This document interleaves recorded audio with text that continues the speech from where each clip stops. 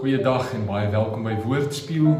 Ons kyk vandag weer in die skrif in en ons wil Jesus Christus daarin raak sien en toelaat dat die Heilige Gees ons transformeer en verander. Het is vir my lekker om te sien dat mense hierdie video's kyk en om mense dit deel met ander en om dan te hoor van tyd tot tyd as iemand na my toe kom en sê, dankie vir daai video's. Ons is besig om saam met jou deur die Bybel te reis en dit beteken vir ons baie. So dit mag dalk net vir iemand anders ook iets beteken. Deel dit met hulle. Vandag kyk ons in Genesis hoofstuk 17 en die vers wat vir my uitstaan is vers 1 wat sê: Toe Abraham 99 jaar oud was, het die Here weer aan hom verskyn en gesê: Ek is God die Almagtige. Lewe in my teenwoordigheid en wees opreg. My tema vanoggend is leef in my teenwoordigheid. Hierdie opdrag van God aan Abraham oor hoe hy moet leef is baie belangrik en baie insiggewend. God gee nie vir Abraham 'n klomp reëls en 'n klomp wette wat hy moet gehoorsaam nie, waarvolgens hy moet lewe nie. God praat met Abraham in verhoudingsterme. Hy sê kom leef in verhouding met my. Leef in my teenwoordigheid. Wees bewus dat ek met jou is. Praat met my, luister na my en leef opreg saam met my.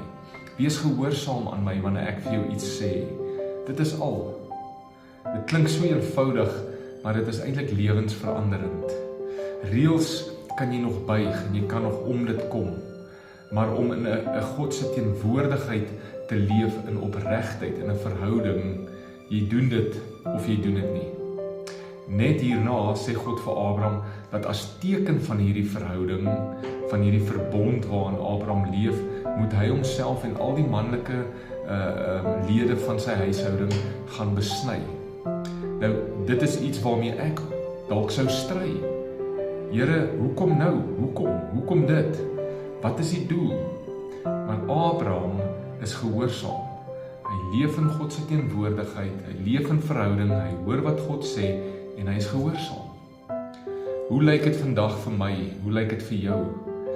Wat sal ek doen as God iets van my vra? Leef ek so in sy teenwoordigheid dat ek sy stem hoor? En is ek sensitief vir sy stem? En dan as hy praat en wanneer hy met my praat, is ek gehoorsaam? Selfs wanneer kom dit by iets wat ek dalk nie meer gemaklik is nie, of wat dalk nie vir my heeltemal lekker gaan wees om te doen nie. Wat sal ek sê as die Here vir my vra om iets te doen? En dan is die vraag, wat sal mense eendag sê? Sal mense eendag sê van my lewe, hy het in God se teenwoordigheid geleef? Kom ons bid saam. Vader, in Jesus en deur die Heilige Gees kan ek vandag in u teenwoordigheid leef. Net soos wat Abraham nie kon nie, baie meer intiem. Hoeveel te meer moet ek dan nie u stem hoor en dan in opregtheid saam met u leef nie. Dankie vir u teenwoordigheid. Amen.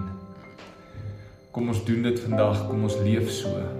Deel vandag hierdie met iemand, subscribe op die YouTube kanaal en ons sien mekaar weer 'n volgende keer.